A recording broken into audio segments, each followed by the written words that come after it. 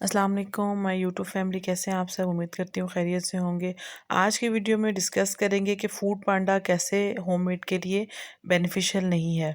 तो सबसे पहली बात तो ये कि एक साफ अल्फाज में मैं आपके साथ सारी डिटेल्स जो है शेयर करूँगी कि जैसे फूड पांडा का ये रूल है कि 1000 रुपये में अगर हमने कोई चीज़ सेल की है तो वो उसमें से 40% वो रखेंगे और 60% हमें देंगे। अब एक सिंपल सी बात है कि जो 1000 रुपये में हमने उनको चीज़ बना के कस्टमर को दी है, उसमें इतना ज़्यादा हमारा मार्जिन नहीं होता कि हम 400 रुपये उनको दे दें और 600 रुपये में हम अपना प्रॉफिट भी रखें और अपनी कॉस्ट भी रखें।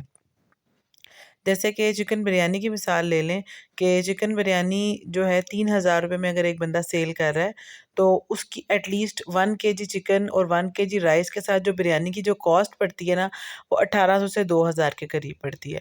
अब अगर 3000 की चिकन बिरयानी हमने फूड पांडा पे सेल की है तो उसमें से 1200 रुपये तो उन्होंने अपना प्रॉफिट रखना है, फिर टैक्सेस वगैरह मिला के 100-200 और भी रख लेंगे।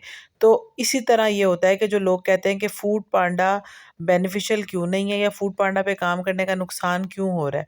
वो नुकसान इसीलिए हो रहा है कि जब हमें चीज़ अपनी कॉस्ट से भी नीचे पड़ेगी तो फिर हम उसमें प्रॉफिट तो दूर वो फिर नुकसान में ही जाएंगे।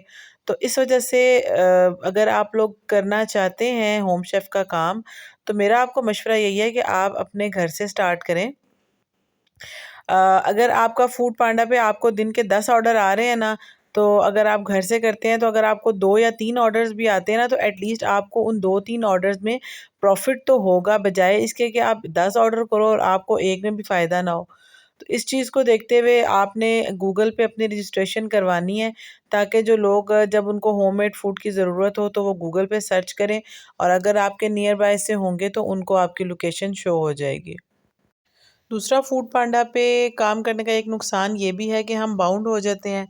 हमें प्रॉपरली टाइम देना पड़ता है। अपने काम का तो ये होता है कि हमने काम किया किया न, नहीं कहीं जाना है, कोई मसला है, कोई परेशानी है, तबीयत ख़राब है या इस तरह की कोई बात है तो हम अपने काम को स्किप भी कर सकते हैं। लेकिन अगर हम फूड पांडा लाइक किसी भी कंपनी के साथ हम लोग अगर अटैच्ड हैं तो हमें उसके रूल्स और रेगुलेशंस को फॉलो करना पड़ेगा, प्रॉपर टाइम देना पड़ेगा और इस वजह से हम बाउंड हो जाते हैं।